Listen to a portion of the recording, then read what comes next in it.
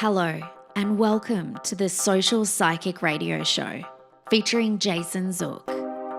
In uncertain times, we must change our focus and priorities. This show will highlight social justice issues with the goal of expanding minds and increasing unity, love, and mutual respect for ourselves and our planet. We support the Black Lives Matter movement. Our show aspires to promote social spirituality, which simply means that by coming together, we can solve any of our problems, including the goal of bringing an end to all forms of hate, discrimination, bias, or oppression. We must protect our environment, reform our criminal justice system, and protect every citizen from police brutality. When we come together, it becomes possible to bridge the gaps that plague our society and divide us from within. We the people means everyone. Hello and welcome to the Social Psychic Radio Show. This is Jason Zook. It's a great pleasure I have the opportunity of introducing special guest Allan J. Alonzo Wind to the show today. Allan is a retired senior foreign service officer from the U.S. Agency for International Development, USaid. Having worked on and off with the agency primarily overseas on diplomatic assignments from 1990 to 1992 and 1999 to 2019 in Peru, Nicaragua, Angola, Nigeria, Iraq, Afghanistan, South Africa, and the South Africa USaid regional missions. He provided oversight to the U.S. government, foreign aid development and humanitarian assistance, and supported U.S. ambassadors as their senior development officer on multiple U.S. embassy country teams. In South Africa, Allan helped establish the South African Regional Leadership Center as part of President Obama's Young African Leadership Initiative and contributed to other youth development efforts and business incubators. He previously worked as the global program coordinator for the International Save the Children Alliance Secretariat and as a country director and health sector coordinator for different nonprofit, private voluntary organizations, including CARE and Plan International, in a range of countries, including Ecuador, Bolivia, the Dominican Republic, and the United Kingdom. Allan began his career as a rural public health U.S. Peace Corps volunteer in Ecuador from 1980 to 1982, where he was widely known as Dr. Alonzo. The Alonzo nickname stuck throughout life in many countries like Latin America, Africa, and Asia. Allan graduated from the University of Chicago. He's originally a New Yorker and was known as a subway rat, attending the famous Stuyvesant High School in Manhattan. There, he studied creative writing for 2 years with his teacher, the famous Irish-American writer and raconteur Frank McCourt. He has always been an avid science fiction fan and sometimes avid writer, and notes that writing has helped him creatively in other ways, and it was invaluable for his future government work. We're going to discuss Allan's book today, Andean Adventures, an unexpected search for meaning, purpose, and discovery across 3 countries. It's a bestseller on Amazon and is available in paperback and ebook formats in Spanish translation and an upcoming audio version. It's with great pleasure that I welcome Allan Wind to the show. Welcome to the show, Allan. Thank you so much, Jason. I'm honored to be able to be with you today.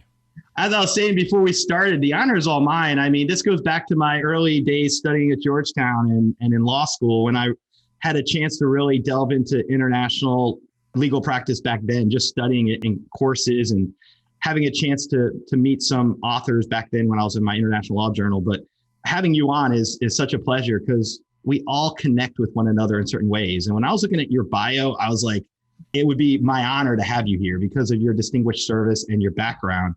And before we get into the thick of your book, I wanted to ask you about your early experiences in Brooklyn. In your book, you mentioned that you were in the Van Dever Project in Brooklyn. And I wanted to ask you, what was it about those early experiences that most impacted you on your journey today? Well, on reflection today, I'd have to say that resegregation that was happening in Brooklyn is something that I have to comment on. Van Dever in Brooklyn, in central Brooklyn, had originally been, of course, one of these post-war developments that tended to involve a lot of white ethnic as well as Jewish families. In fact, our upstairs neighbor when I was a small kid growing up were a family of refugees from Nazi Germany, survivors of the concentration camp. I still remember seeing the numbers stenciled, tattooed on their arms. And we ended up leaving the Vanderveer, moving actually to a new developing area of Brooklyn called Georgetown, and ended up actually sharing a house with this refugee family, Finkelsteins. In essence, an example of white flight. I mention in the book the fact that in the kind of unconscious racism or slur of that time, my family and so many others were just eager to run away from the Schwarzes. They wanted to live with other white people. And Georgetown, in fact, tended to be more of a Jewish/Italian neighborhood, not unlike, some of the neighborhoods that you end up seeing in Staying Alive and other Travolta hits from that time. My experiences ultimately going to high school, Stuyvesant is one of the specialized high schools from across the metro area, so I didn't go to my neighborhood high school, but it meant having to take a bus and a train almost an hour, actually over an hour, from the house to the Lower East Side where Stuyvesant was located. And it meant traversing many of the then virtually burned out neighborhoods of central Brooklyn and Queens. Of course, New York is different today. It's gone through a renaissance, at least before the pandemic, those areas in Brooklyn and Queens. But the issues of resegregation, redlining, are still kind of tangible issues that I think have to be faced in many urban centers. 100%. And when you reference that, I grew up in northern New Jersey, right outside Manhattan. And my hometown, I'm Italian descent and Russian, but I remember my town being a little bubble, as you describe it. Each town had their little bubbles. And I didn't realize any of that impact until many years later. But the fact that you referenced that, I think is so important to bring up because of where we are living in our time right now and what we're struggling as a society. To think that this is stuff that's been irreconcilable. We have not been able to settle these issues as a society. And I guess from your vantage point, being overseas and seeing all these different countries and being able to compare those environments to the United States, I guess what I would ask you as a follow-up question is, what do you think we can do to do away with those kind of things like redlining and resegregation and stuff like that? What do you think would help? Well, I would want to say that I'm still a glass half full kind of guy. That was one of my other questions, actually. So I'm glad you bring that up. Yeah.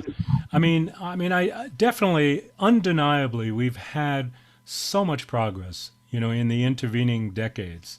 There's still an awful lot to do. There's still, even overseas, unfortunately, historically within our embassies and missions, there's been at times a casual expression of racism and marginalization that, is still noticed by members of different minorities. I remember actually an experience in 2005, 2006 when we were in Angola, and I made kind of a casual comment to some folks about some joke about it being, oh, that's a real good example of black humor. And I didn't think that meant anything. I mean, for me, saying that something was of black humor was akin to saying it's kind of a gallows humor, dark humor kind of thing. But much to my shock and chagrin and humility, the deputy chief of mission called me in the next day to say that someone had complained, basically an African-American general services officer, about this comment, saying that it had offended him. And, I explained my position, and it was certainly understood. The guy didn't want a direct apology or anything like that, but it was a reflection of the fact that all too often, there are these things that we can say, we do, where we can still be unconscious about how it might offend others. There's a back and forth these days. Sometimes it's being mocked a bit, the concept of microaggressions. There's a concern that it's a reflection of people being too caught up in the whole wokester phenomenon and all of that. And I'm not necessarily advocating that, but I do think that that experience back then and many others have helped me to increase my awareness and consciousness about the potential impact, conscious or not, of things that I might say and do. And I've tried to let that flow into my experiences in lots of different countries. It's so interesting you raise that too. I can only point to a few times in my life where I've witnessed directly colleagues or people I know that had made some comments that they may not have been aware that they made. The way I look at it is if you become aware of it and you look at it and then you realize it, then it helps to shape life perspective and it gives you guidance on our society, how to bridge gaps, right? What to do. I want to ask you this. I know the Peace Corps was a big, big influence in your life. And one of the things that you bring up in your book is you reference JFK and you talk about his quote, ask not what you can do for your country, but what your country can do for you. I think I said that right. You rephrase it and you say, ask not what your world can do for you, but what you can do for your world. And I wanted to see if you could explain that to our audience and your philosophy behind that. Well, I think it reflects an understanding that with the kind of problems that we face in the world today, retreating to a kind of raw nationalism is unhelpful. It's not the course that we need to follow if we're going to grapple with the increasingly global issues around the world. Things like basic public health, access to basic nutrition, access to basic education. These are things that have certainly improved over the last number of decades. Certainly since the time I was a Peace Corps volunteer, there's been a vast improvement in terms of infant mortality and child mortality around the world. But we're still missing the mark in terms of being able to ensure that the most disadvantaged, the most marginalized of many countries around the world are really getting access to the kind of help that they need. And it's not just that. It requires an understanding, certainly with the pandemic, that these things don't stop at our shore. We can't retreat into a narrow-minded nationalism about protecting ourselves against wild viruses that come out of the animal kingdom and that end up affecting humans and spreading disease or worse, and think that somehow we'll be insulated from that unless we are actually proactive about trying to help prevent and deal with these things overseas. We need the international cooperation and we need to have diplomacy as one of our chief areas of trying to work with other countries. And I agree with you 100%. And if we didn't have nationalism, do you think our world would be able to work strongly together to address these issues much more comprehensively? Well, I think that there's probably a tribalism on some sort almost baked into our DNA. I mean, I think it is certainly part of what we are. And the reference to the JFK quote and how I tried to flip it around is somehow a minor effort on my part to try to say, okay, let's build on that. Let's look to that need of supporting an altruism among our group, but extend the border of our group outwards and recognize that while there are things that require us to be particularly focused to meeting the needs of our family, our community, our clan, our city, our country, there's so many problems in the world that really require a higher understanding and appreciation for the needs, the better needs of the world.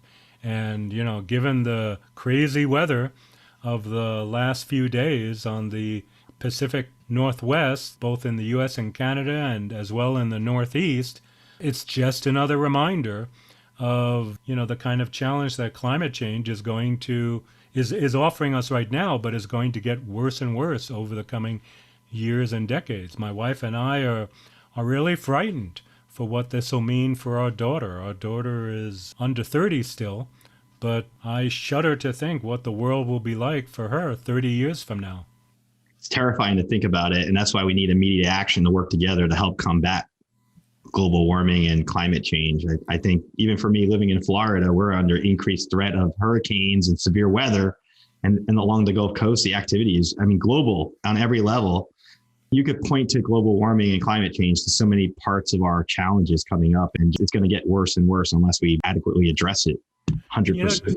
One thing that I'm not sure I highlight adequately within the book, perhaps as a casual mention of it, but even after my time in Peace Corps in Ecuador, some years later when I was in Bolivia, I was noticing and talking about with friends and colleagues and with community members in the Chaco, the southeastern portion of Bolivia bordering Paraguay and Argentina, the effects of climate change. People were noticing, people who had lived in this region for decades, that something was changing. The winds and the rains were not coming at the scheduled times. Crop failures were increasingly something that they were having to deal with. The temperature was changing. It wasn't only an issue of it being super hot, although the temperature in this area of Bolivia, which is not affectionately known as the green hell of Bolivia, can get up to 47, 49 degrees Celsius. That's like 118, 120 degrees or so Fahrenheit. But it was also an issue of unseasonable drops in temperature, where the indigenous and mestizo communities were often unprepared for dealing with these storms that would come up from northern Argentina, from the south, where the temperature would drop down into the 40s. Well, that doesn't seem that terrible, but when you're living a life and expecting the temperature to be in the 70s and 80s and 90s, and you certainly don't have access to any interior heating or air conditioning to deal with any kind of brusque extreme changes on either side of that, a sudden drop into the 40s and dampness can mean terrible things for the health, particularly of small children and the elderly. I see people getting sick and dying from those kind of changes over time, and resources being stretched. It's terrifying to think that, we've got to do a lot to combat these things. Your role, and I want to get into your book, your role with the USAID, you were involved in helping different countries develop economically. Is that a good way of phrasing it from my recollection of what USAID does? That they work on programs to help increase economic growth for different countries involved? Absolutely. I mean, this is the core mission of USAID. I think there's probably more humility to it now than there may have been some decades ago, in that in the end, I mean, I think there's a general recognition that USAID can't go in and develop any country. Ultimately, USAID has got to serve as a catalyzing force, a catalyst for building partnerships so that other countries can develop and put into effect the plans that they have or that they should have for raising the economic status and well-being of their own populations. And increasingly, in the last 20 years or so, that's also meant public-private partnerships, trying to harness the capabilities of the private sector. In some cases, that may mean multinationals, international companies, as I experienced in a number of countries with extractive industries like Angola and Nigeria, but also the local private sector, even the private sector on a small scale, trying to bring together all of the different, what they call in Spanish, the fuerzas vivas. I never found a good English translation of that, but basically it means all of the elements of society to work together to help communities to advance. Looking at your book, you reference the Peace Corps pretty heavily at the beginning, because I could see it as a very formative part of your development in terms of your foreign service career. And I want to ask you, what's the most challenging aspect of your time in the Peace Corps? And if you can point to an example, what has that taught you about who you are today?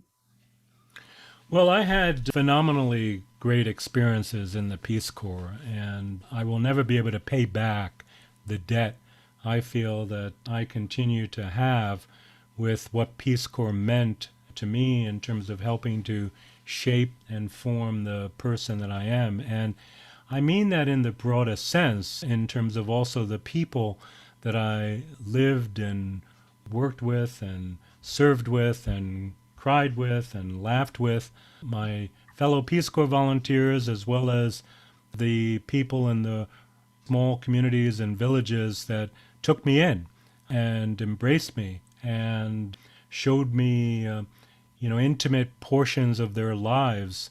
It really helped open my own awareness. I had, experiences of transcendental nature that are too numerous to list. An opportunity like this, as well as some very sobering and dangerous experiences from time to time. I was a little bit graphic in the book, in particular in terms of health issues that developed over time. I was certainly not alone in that in terms of suffering a wide range of gastrointestinal illness. I was probably a little bit too graphic in terms of some of the experiences had, but it was probably true that many of my fellow Peace Corps volunteers would suffer from amoebas and giardia and all sorts of bacterial and viral infections, basically the same as, the people that we were living with and trying to help. And, that certainly was an eye-opener for me in terms of not only what I had to deal with at the time, but what they were having to deal with every day of their lives. One of the most painful experiences early on in my time as a Peace Corps volunteer was when I was with this host family, the Montes family. Don Guido, who was my host father, was a remarkable character. He was, on the face of it, the proprietor, the owner of a pharmacy, the Farmacia San Martin. But that only told part of it. He was actually, and it was an open secret, a curandero, basically, essentially a witch doctor, you could say, in kind of a colloquial expression, or to put it a little bit more charitably, a traditional healer. And the poor, who couldn't afford to go to regular doctors, would always go to Dr. Guido, for help. And he often did help them. And in fact, he even had one or two trained medical doctors working for him to provide, I don't want to say a front, but certainly a facade of official approval to kind of practice that he had. But all too often, the rural peasants didn't trust the regular doctors. They wanted Dr. Guido to help. And at times he couldn't. I remember a kid being brought in, probably about 7 or 8 years old. Dr. Guido assumed that we were dealing with a case of appendicitis with this kid who was brought in at 3 o'clock in the morning with pains in his belly and the like, and proceeded to encourage the family to rush him to the hospital in Quevedo. I'm glad that he had taken that measure rather than trying too many of the different kind of home remedies that initially was his recourse. But I learned days later that this kid actually died in the hospital because he was suffering from worms, lombrices, and his intestines, and I forgive me, audience, if this is too much for you, but his intestines literally exploded from within from being jam-packed from worms. He had just picked up such a terrible case of worms that it couldn't be contained. And there was nothing the doctors could do, at least within the level of their knowledge, to deal with it at that time. So that was a really humbling experience to me and a reminder of the kind of social realities we were facing there. Sounds so heartbreaking to hear that and to imagine that. And for your recollection of that, I'm sure that leaves you with certain feelings years later, just about how even though you can go overseas and make a difference and do a lot, there's certain things you can't make a difference with. The system still is what it is, and it's got to catch up. And having traditional medicine and then having someone like Dr. Guido do what he does, it's trying to reconcile those two, right? The old and the new, and coming up with an approach that could hopefully be effective in saving people's lives and keeping them healthy. And I guess that's part of the challenges when you're working in a country where you have a larger infrastructure that's many more years existing than us going there, USaid or any foreign service officer going to a country that has in place probably for millennia or hundreds of years, certain traditions and norms. How would you reconcile that from your perspective when you witnessed that or observed it? What did you think at the time? Well, the sobering reminders of that, you talk about folks that are in the embassies and in the foreign service in different countries. One of the things that I, as well as many returned Peace Corps volunteers, go to is the sense that, in order to be effective in our experience overseas, in our effort to help people, we have to really understand what they're going through. And one of the challenges, and I've saw this time and time again in so many of the countries that I served in, is how to make sure that those that are the poorest, the most marginalized, the ones that are really suffering, actually have a voice that is heard by the development agencies and the folks working in the embassies around the world. All too often, it's frequently the elites who kind of capture the attention of the Foreign Service officers, on the cocktail circuit in national capitals. It's also the practical effect that where you have a kind of a security apparatus within U.S. embassies that has become increasingly conservative and extremely careful at making sure that there's layer upon layer of protection separating embassies from the people in different countries.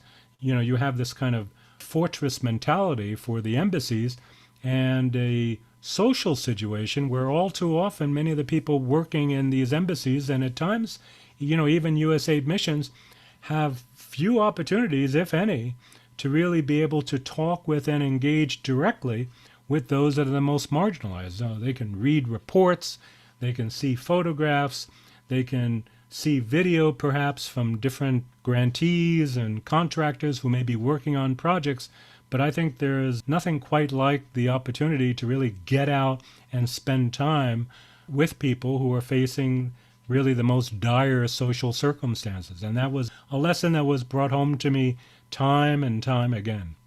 Basically, roll up your sleeve. Do what you're supposed to do. Roll up your sleeve and get out there. Don't huddle inside an embassy under the protective walls of that embassy. You need to be out there. How else are we going to interact and do what you're supposed to do as a Foreign Service officer? Really what it comes down to. And it was one of the reasons why after finishing Peace Corps, I wanted to also spend, several months traveling around the rest of South America. Sure, I wanted to see the sights. I wanted to see lots of other countries. I wanted to, however, meet other people and have a chance to talk with them and get to know something of the kind of lives that they were facing. And so when I traveled, I was often hitchhiking in all sorts of crazy circumstances. I made my way actually all the way to the southern tip of South America, Ushuaia in Tierra del Fuego, and toyed with the idea of actually jumping onto an Argentine freighter that was going to Antarctica at that point. But I desisted and ended up heading back up north because I knew I had an opportunity to work again in Ecuador after my Peace Corps experience in other parts of the country and under other circumstances. I want to get into your book, Andean Adventures. I know it features your role in Ecuador, Bolivia, and Peru. And I wanted to ask you, out of those three countries, which of those countries left you with the greatest impact in terms of your viewpoints, where you are today, looking at Foreign Service and your background, and which country really resonated with you? And basically, could you call a second home? That's a dangerous question, particularly in terms of my wife, if she hears that. She's originally from Peru, and I met her when I was in Peru. Our daughter was born there. So she would tell me to tread very carefully in terms of saying which country would I say is my favorite. But and it's not a cop-out, but I'd have to say that each of those three meant so much to me and continue to mean a lot to me over the years. Ecuador is special because apart from, brief trips into Canada and going into northern Mexico as part of Peace Corps training for a time, Ecuador was really the first country that I went overseas to and ended up living for any significant amount of time. It's like your first love. I continue to feel a tremendous tie and engagement with people there. In fact, if you can believe it, the grandchildren of many of the people that I actually first lived with in Buena Fe of coastal Ecuador reached out to me a number of years ago on Facebook and the like, and so I still have contact with them and still kind of know some of the gossip of what's going on in their villages and the like. It's rather remarkable what technology allows us these days. Bolivia was very important to me in so many ways as well. Spending the time that I did in the Chaco, which was really one of the most isolated portions of the country that few, if any, foreigners ever get to under normal circumstances. It was also a training ground for me to come to begin to understand more about what USaid was about. I had a chance to kind of stretch my wings a little bit and take on responsibility for a growing development program that would end up becoming 5 times larger than what it was. It was also the first opportunity for me to work with local people to actually build a local non-governmental organization that I'm proud to say is still thriving today, Esperanza Bolivia. It's standing entirely on its own accord. It gets very little U.S. money directly from the U.S. headquarters. They raise their own money in terms of being able to support their activities. And then, of course, Peru was amazing because at that time, Shining Path, Sendero Luminoso was going on. I hadn't originally planned on joining USAID as an employee. A mentor of mine, who was the USAID health officer in La Paz at the USAID mission, which was in fact providing us some money to complement our own resources across Bolivia, encouraged me to think about it after 5 years in Bolivia doing something new. He said, no, you should definitely join USAID. It will be a great way to learn the folk ways of the enemy. And I really took that to heart, and I went there at a dangerous time with car bombings and the like, but it was a tremendously rich cultural experience. I was supporting vaccination programs across the country and all manner of different health and HIV/AIDS initiatives at a time when things were not as well known. I was working in Peru. I ended up being exposed really for the first time in my life with the social effects of HIV/AIDS on commercial sex workers and on the homosexual community, which was extremely suppressed in Peru. Homosexuality was illegal at the time, but there was in fact an NGO, Movimiento Homosexual de Lima, MOL, that USAID, and I have to say this took some courage, was supporting on the sly through an umbrella grant mechanism to try and give them a voice to address stigma on HIV/AIDS and provide services for people who were afflicted, as well as trying to prevent HIV/AIDS. And we're talking about the early 90s when this was still on a very small scale around the world. So each of the three countries really meant so much to me in so many ways, as do many of the other countries that we came to serve and live in. I could understand that. And I'm looking at your distinguished career, and I have to say I am in awe from my vantage point because of my own personal goals. Like I mentioned to you before we got on the air that when I first started out as a lawyer, I was very intrigued in looking into being a foreign services officer. I bought the book to take the exam, and that was where I got to it. But to hear you, and they are truly adventures. And part of your book, you talk about how you were shot at, arrested, threatened with expulsion, as well as other unpleasant surprises along the way.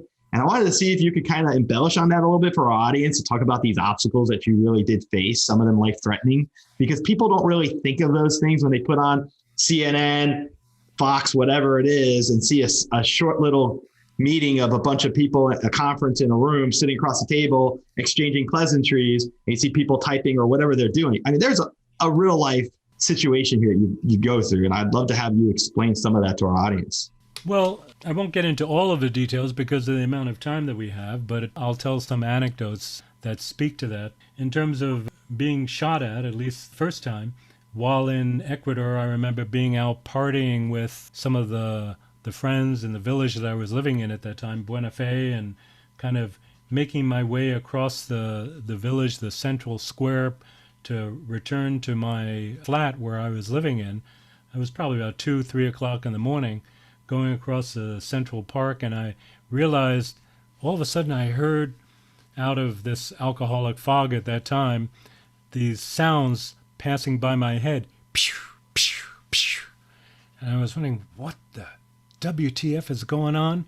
And all of a sudden it kind of broke through to my consciousness that those were bullets. And I crashed and hit the floor and looked up, and I realized that at one end of the park, there were a bunch of drunken soldiers who had stumbled out of one bar, and at the other end of the park, there were a bunch of drunken police that had come out of another different bar.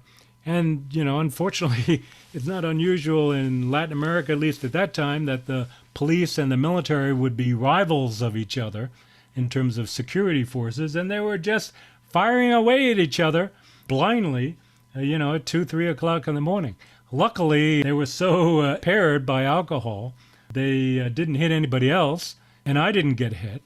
So I was extremely lucky and able to crawl my way out of there, scream at some of the police when I did get out of the park to snap out of whatever crap that they were doing. In terms of being arrested, I mean, I can tell one story where I was in a Peace Corps mid-service training outside of Quito, and I had a girlfriend at the time who was an African-American woman, also a Peace Corps volunteer out of Chicago, and we were dating with each other and having affectionate relationship, and we had left the training center early one morning and had gone to these thermal baths that were nearby to be able to enjoy swimming around. We're talking about 2,000 meters altitude, so it was a nice kind of brisk chill to the air with these thermal baths. And we were being affectionate to each other in the pool, kind of sharing some casual kisses while we were there. There were a couple of other people in there. I saw this other Ecuadorian couple that were in the pool on the other side. And then all of a sudden, we're being called out by this cop who was saying, "Get out of the pool, get out of the pool." I'm saying, "What happened? What's going on?" To make a long story short, other couple that were there, and the Ecuadorian male was a colonel who had been offended by the idea of seeing a white guy with a black woman, being arm in arm and public display of affections and all this kind of thing. He was very offended by that, another example of a kind of casual racism that sometimes would exist, and used his authority to insist that we be arrested. And we hadn't done anything. It's not like we had engaged in anything obscene or anything like that, but it was a trumped-up thing that led us to being taken off to the Quito lockup, and it took about 24 hours for the Peace Corps authorities and embassy authorities to be able to find a judge to get us extracted out of there and for them to recognize that we hadn't done anything. In the meantime, it was a sobering experience for me in the man's side of the jail, because I had been able to throw on, some clothes instead of just a bathing suit that I'd been wearing in the thermal baths.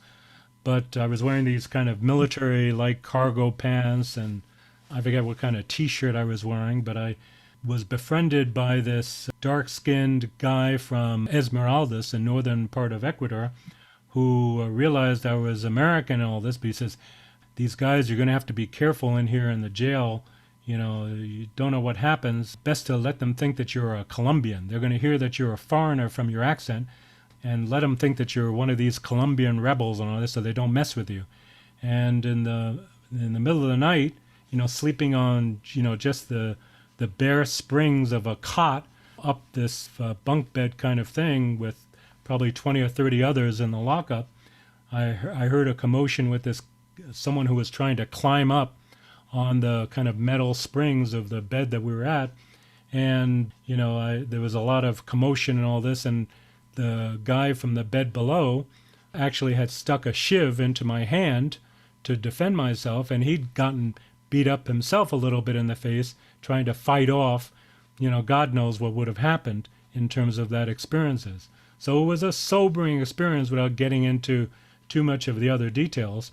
It was interesting that my friend Nancy, on the woman's side of the lockup, had a very supportive and friendly and nonviolent thing where, the other women in the lockup had shared blankets and whatnot with her so she could be comfortable. So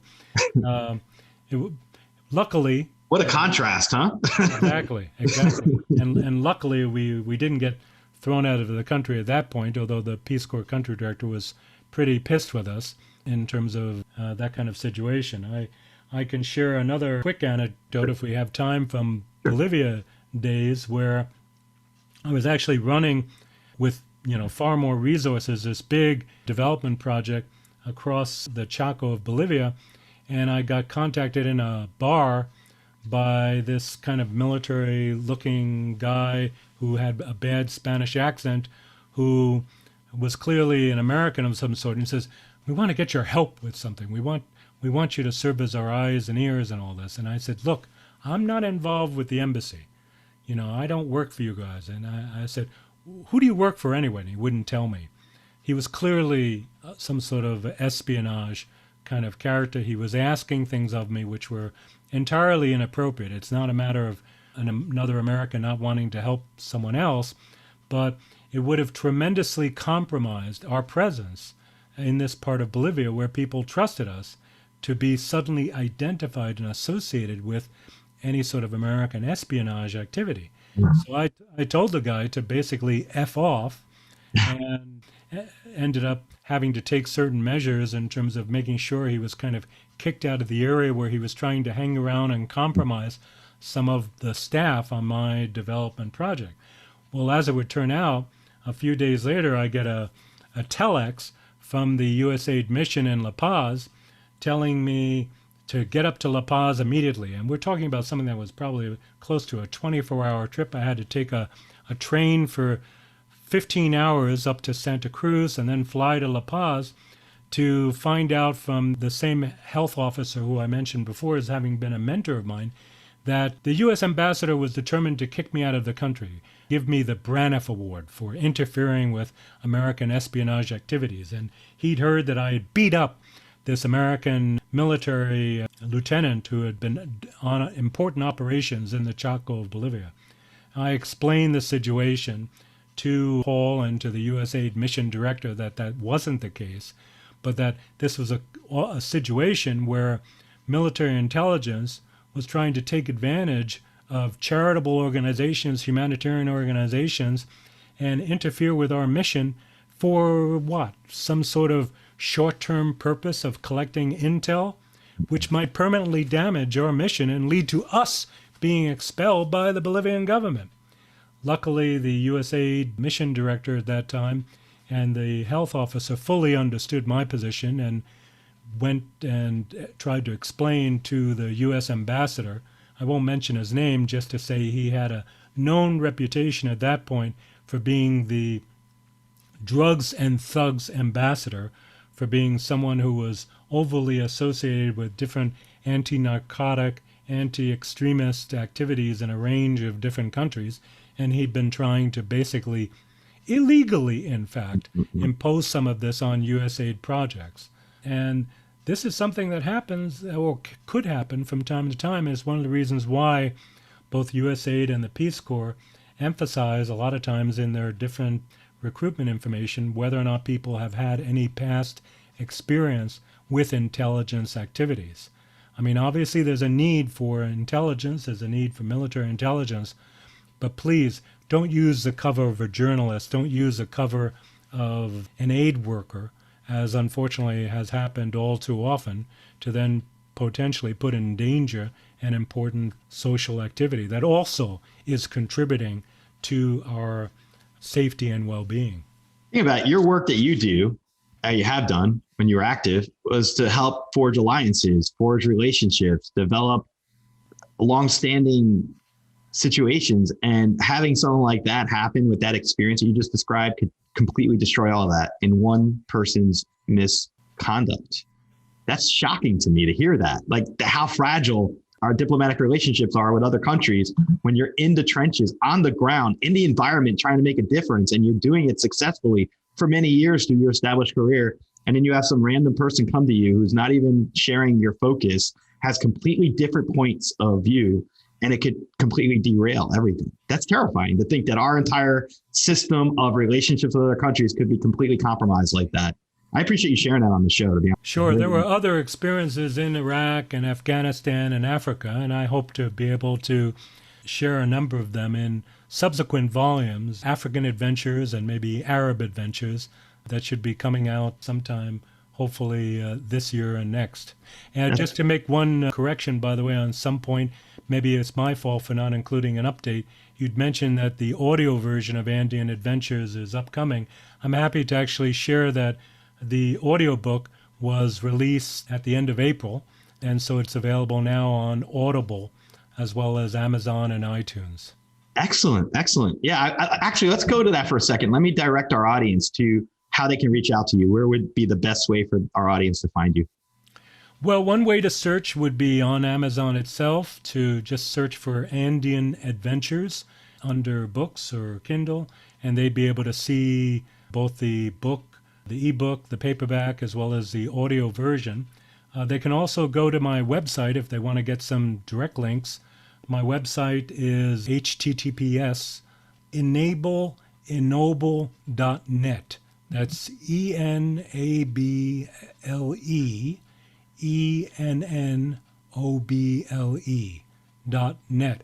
There I've got links for the books, as well as for one of the first science fiction stories that I sold when I was a high schooler in New York, as well as people can read my blog or sign up for my newsletter. I try to put out a monthly newsletter sharing updates. I want to ask you this because my show is based on spirituality. And I know that one of the things you mention in your book, or just in general, is finding spiritual answers in the Andes Mountains. And I wanted to see if you could share some of those with us as part of the ending part of our interview. Much of my experiences in Ecuador, Bolivia, and Peru also had spiritual dimension. Under different circumstances, I ended up the Society of Friends, the Quakers, partly as a result of being involved with different women who were connected with those movements.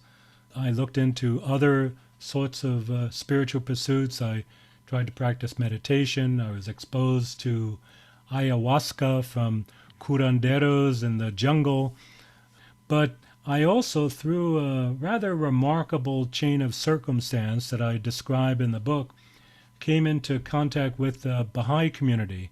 At first, tangentially in Ecuador, actually, and I can actually blame USaid for this on some level, because it was the U.S. mission in Quito that had asked me to take a group of Quechua-speaking health promoters from one portion of Ecuador up to Otavalo to visit the Baha'i radio station there, Radio Baha'i in Otavalo, which was developing a rather remarkable social and education and economic development project, reaching across a large audience in Ecuador. At the time, I didn't know anything about the Baha'is, and the folks that were there really didn't tell me anything either about the faith, but I had a chance to see their work with the indigenous and the fact that they had developed this kind of radio magazine show that was in the traditional and indigenous languages of that portion of Ecuador, and that had a tremendous audience appeal. There were a large number of indigenous in Ecuador that were beginning to take interest in the Baha'i community. When I went to Bolivia, through again a whole chain of circumstances, I found myself stuck for different reasons in Sucre, the actual legal capital of the country. And without getting too much of the details that I share in the book, I ended up coming in contact again with the Baha'i community and meeting this rather eclectic, diverse community of Bolivians, Americans, Germans, Persians, Haitians, Colombians, who were kind of creating in Sucre this remarkable community with very progressive social teachings and a religious, spiritual message, bringing together all of the different world faiths in a way that I found to be very appealing, and certainly led me to then choose to study and read up on more and more about the Baha'i faith. In fact, I got so engrossed in it, I began to get involved in my spare time trying to disprove the Baha'i faith, reading some 20 or 30 books in my spare time about the Baha'i teachings, what the Baha'is were about, the Baha'i history, because I couldn't believe that this was true.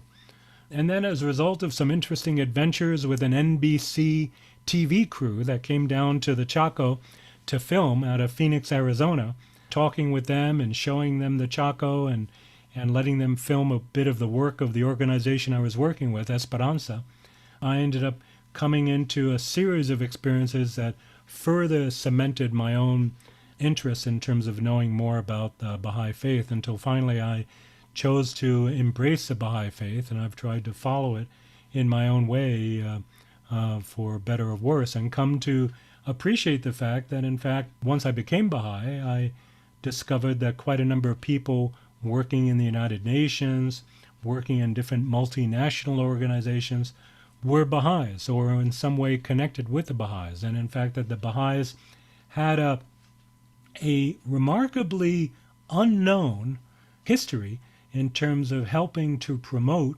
and push forward not only the United Nations back in 1945 at the time of the UN convention in San Francisco, but even the prior League of Nations and President Wilson's 14 points, all of which actually have remarkable Baha'i connections and roots and some interesting coincidences.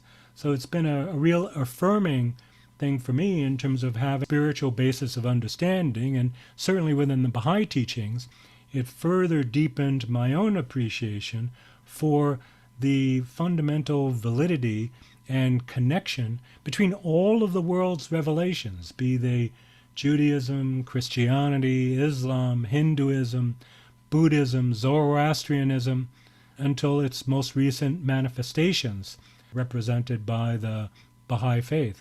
Each of the world religions, I came to realize, really shared a commonality, a similar message of teaching for us if we were receptive to hear it. In an example that one person offered me, it's the same light, it's just the lampshade that has changed to a certain extent over many, many thousands of years.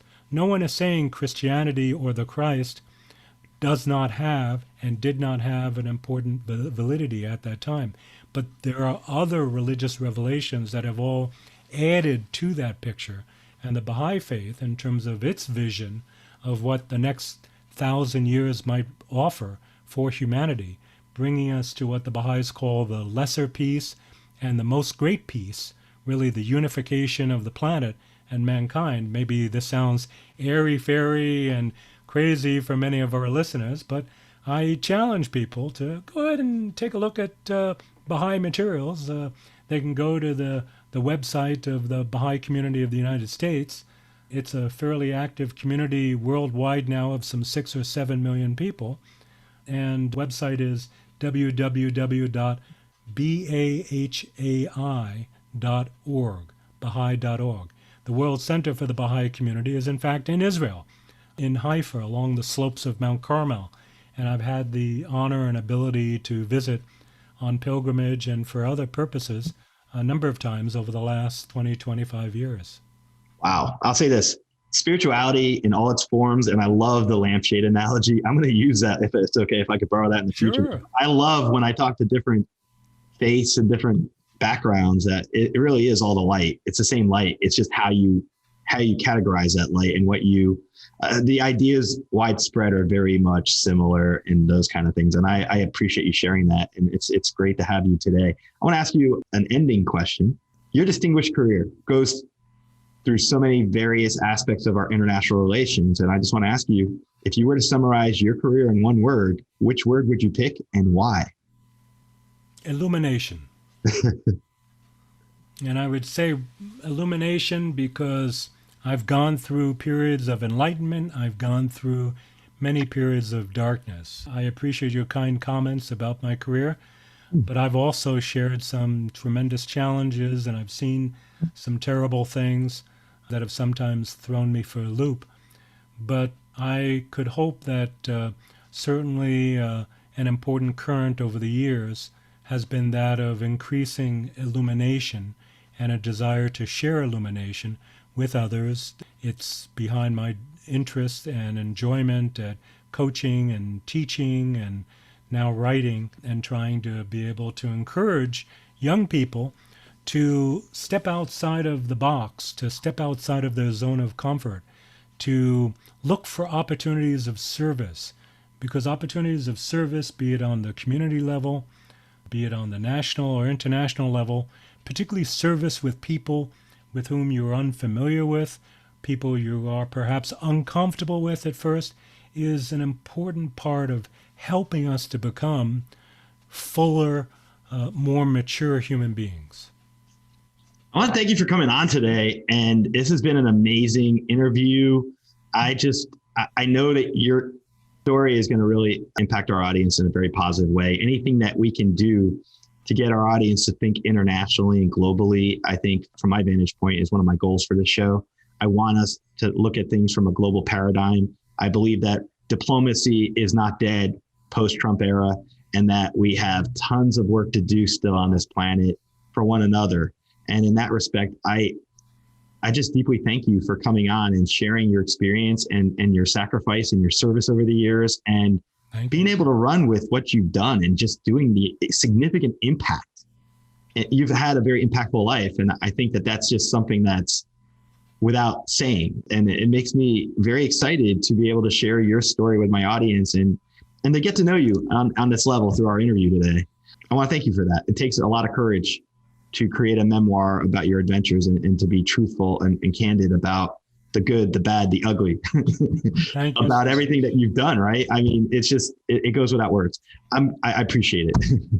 No, I'm honored, and I look forward to getting to know you better as well. I hope we'll have other opportunities to chat again, 100%. Offline as well, and certainly I'll make sure that you're aware of any future updates in terms of any further recounting of adventures. I appreciate it. And if you do any other additions to your memoir, because I see from our interview today, that's just chapter 1 of your memoir, part 1. I think there's more.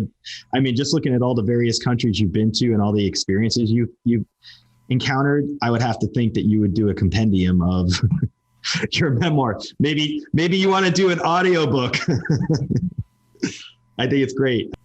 I just want to thank Alonzo Wynn for coming on the show today. What an amazing story. What a remarkable story to have a retired senior foreign service officer here on the show and sharing all these experiences through his various countries between Peru, Nicaragua, Angola, Nigeria, Iraq, Afghanistan, and South Africa, to name a few, of course.